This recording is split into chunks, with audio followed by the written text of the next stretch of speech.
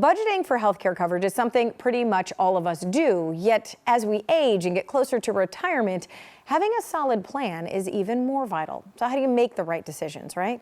As the founder and CEO of Peak Retirement Planning, Joe Schmitz and his team can help as part of your overall retirement plan. A big important part of that is healthcare. So joining me once again in the sponsored segment. Hi, Joe. Hey, Robyn, thanks for having us. All right, I have a basic question because I want to talk first about what is Medicare, because those are not on it, right? Sometimes aren't familiar with what happens. Yeah. When should people start planning for that? Absolutely. So two parts of Medicare that we're going to talk about today. First is just Medicare coverage in general, which is obviously healthcare it's given by the government.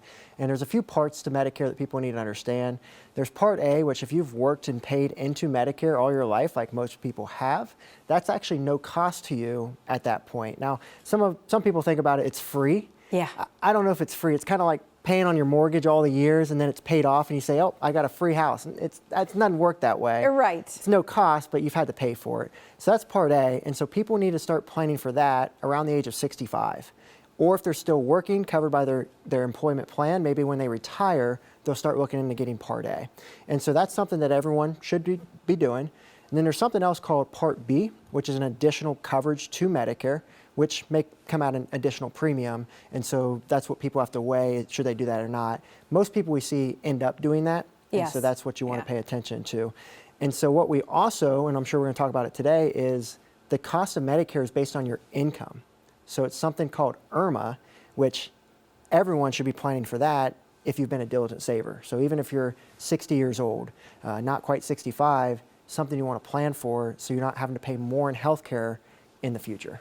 And that's interesting because a lot of times, too, we just think about, am I covered enough? Do I have this? We don't think about a financial component to that, so to speak. So how do we make those right decisions then? Because this is something we are not going to be familiar with until we get there. Absolutely. So with basic Medicare coverage, so typically Part A and B, as I just talked about, is what most people should do.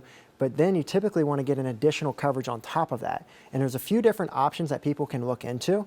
And my advice is go work with an expert who does this every day. So something we do with our clients at our office, we actually have a Medicare specialist that we work with. And so our advisors and our Medicare specialists are on the call with the client to ensure they get exactly what they need. And we like that because we can ensure that our clients are going to get exactly what they need, the right amount of coverage at the right cost. And so they don't have to worry about, going to all these workshops on Medicare that they get in the mail, or maybe they get a call every day about Medicare once they reach that 65 age. And so this is a way that they can ensure they get exactly what they need with it being as easy as possible. And you mentioned the IRMA, right? So you got to know how much you make. Is that going to increase or decrease premiums as you go? How does that work? So we've seen over time that Medicare costs have increased by 7% over time. Now, people say it increases at inflation rates. Well, inflation's only about 3 to 4% on average. Medicare's double that increase. And so we're seeing healthcare costs increase over time, which makes sense as people are living longer but not healthier. And so what we're expecting is that the Medicare costs ongoing are going to increase a lot. For just Part B premium, it costs about $170 a month right now. Okay.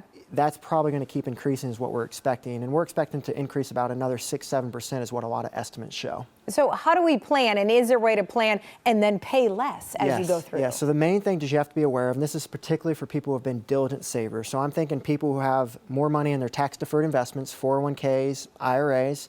I'm talking about people who maybe have a pension in retirement. If you're going to think about having a higher income in retirement from these assets, from these income sources, then you're going to potentially have to pay more for Medicare. Now, here's the kicker. You get the same coverage as the person down the street, but you have to pay more. Is that something we want to do? Right, no.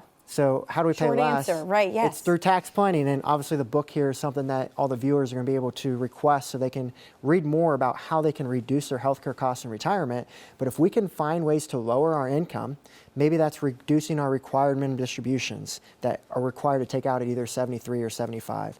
Maybe that involves doing strategies like a Roth conversion where we move money from tax deferred to tax free so that when we take that money out in the future, it's tax-free, we don't have to pay taxes. Those types of strategies can significantly decrease the amount you pay for healthcare over retirement. Okay, so Joe, tell us how this book and all this that you've talked about kind of plays a part in making an entire comprehensive plan, and you have a tax-free toolkit. Yeah, I think as we've discussed today, Robyn, I mean, it's just been a few minutes, but there's a lot of decisions to make in retirement, And we know that making one or two wrong decisions, making one or two mistakes can be pretty costly. So our biggest advice to people is make sure they're getting help. Get help from a trusted team who can do all of this for them to ensure they're making the right decisions. And we hope that this toolkit can help them get a start on that.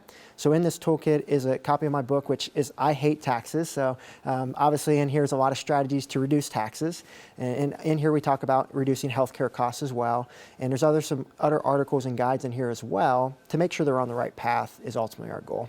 Okay, perfect. And you can do that, like Joe said, by reaching out to his team. All the numbers there on screen that you need. So, Joe, thank you. Yeah, hopefully everybody gets a little bit of advice and starts planning early for this. Our goal is for to get this book in as many people's hands as possible so that they can live the retirement they've been dreaming of. So then go ahead and text and call us, and we're glad to send it over to them. All right, perfect, Joe. Thank you. Yep, thanks, Robyn.